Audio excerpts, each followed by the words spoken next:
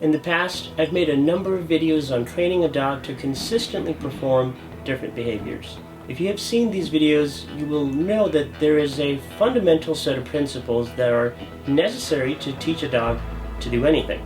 If you spend some time learning what these are and becoming comfortable with them, you will be able to teach any dog to do anything.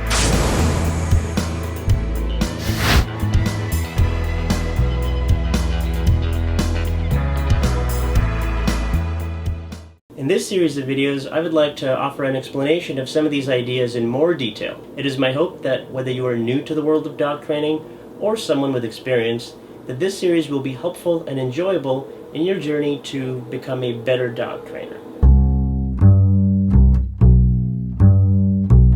The first, most important concept is to specifically define the target behavior. For example, let's say that you want to use a map.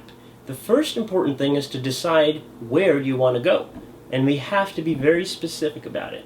Here are some examples.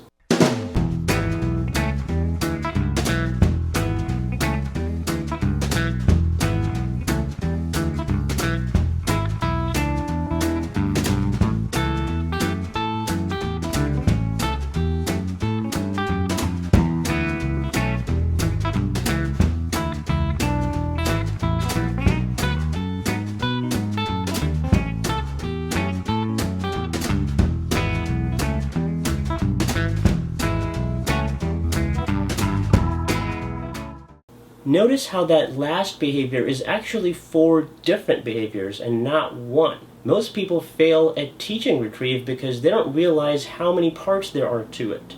To teach an effective retrieve, you have to work on every single one of those behaviors before they can be put together into what is called a chain. What is important here is that you are setting up the situation of training to be successful. And there are many ways to do this. There are 2 types of things to consider, and the first of them has to do with the dog, and the second has to do with the environment. It is impossible to force a dog into learning. We have to help them be receptive to the training that we want to do. And here are 3 important tips. Because training requires using motivators and some sort of food, you'll have to make sure that the dog is hungry enough to work for food. One way to do this is to schedule your training sessions around mealtime when you know that the dog is wanting to eat and expecting food. You may also need to use a reinforcer that is high enough in its value that the dog cares to earn it. The best way to do this is to experiment with different reinforcers to learn what your dog likes best. Every dog is different. It is also important to make sure that the dog is capable of doing what is being asked. You may need to revisit the first principle and redefine the target behavior to break it down even further if the dog is unable to perform it. For example, watch how difficult it is for Saleha to retrieve this book for me. It is because she has not been properly trained to do this. With a little bit of help, watch how much easier we can make it. Distractions interfere with learning. Training a dog in an environment that is busy will make it more difficult for the dog to focus. So start somewhere where the dog is comfortable and even familiar with before moving on to more difficult places. By this point, you've already defined the behavior that you want to work on, the environment to work in, and found some motivating rewards. The next crucial principle is good timing. This is often why it is helpful to use a device like a clicker, but it is not necessary to do so. Here are some examples of how to mark precisely with good timing. When teaching a sit behavior, I want to mark the exact moment that the dog's behind touches the floor. Sit.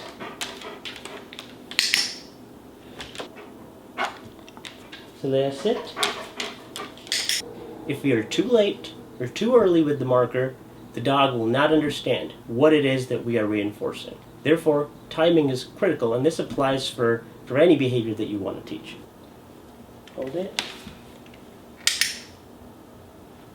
Lay down. There, put your paws up. Sit there, heel.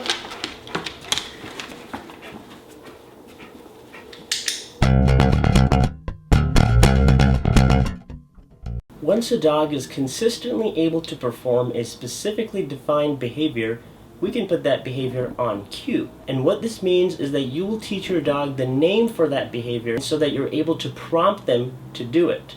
There are different types of prompts.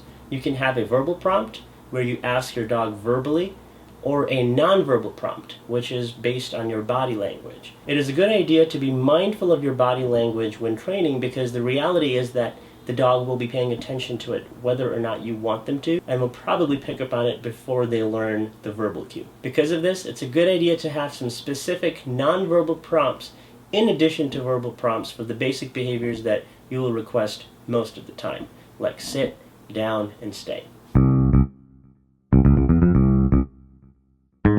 Dogs are excellent learners. However, it is extremely important to help them generalize what they are learning from one situation to the next. For example, let's say that you want to teach your dog to bring you an object. When you are first training them to do this, it is important to always use the same object until the dog masters the retrieve behavior with the same object. As an example, you might want to start with something that is relatively light and easy to carry. To generalize this behavior, we have to introduce variety, which means making small changes to what is called the training criteria. For example, we can ask the dog to retrieve different objects in different locations with different levels of distraction. Effectively reinforcing your dog is the most important skill that you can learn in training. This will make the difference between having a dog that reliably responds every time under every condition, or having a dog that selectively responds when they feel like it. This skill is so important that your entire success in training a dog to do anything hinges on it. One of the most important things to keep in mind is that when you're beginning to teach a dog a new behavior, you have to make sure that you're reinforcing them for it every single time that they perform it. As the dog becomes more comfortable with it and you have a level of reliability that you're comfortable with, you can now start to introduce what is called intermittent reinforcement, which is basically just a way of saying reinforcing them for it some of the time and not all the time. Shaping is an advanced skill that is necessary to teach any kind of complex behavior. If the dog does not naturally offer a behavior, you will need to shape that behavior. What this means is that we reward small and successive steps that ultimately lead to the behavior that you want. Yes. Yes. Yes.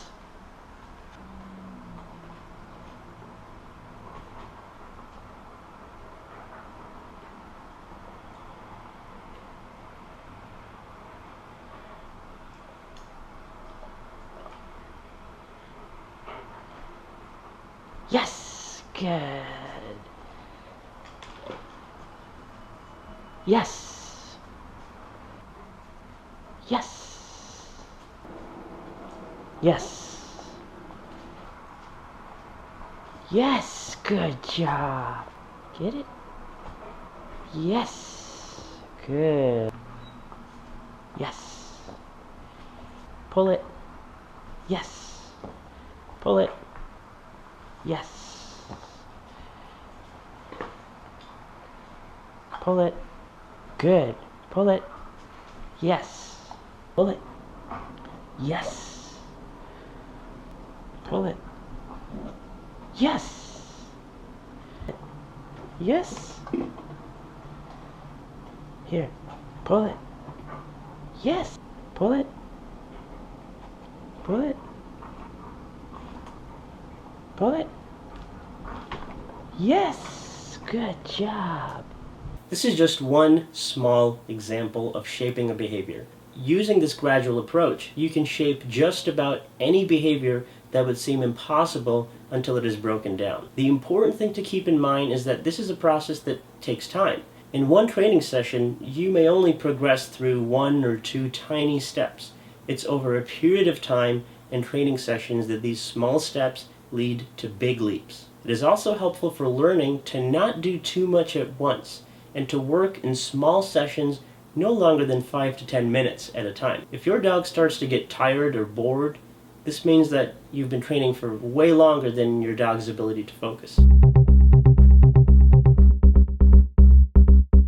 This is one of the final steps in training and getting your dog to be reliable. It is also the step that most people underestimate and overlook. Dogs do not generalize their training from one environment to another as well as humans do.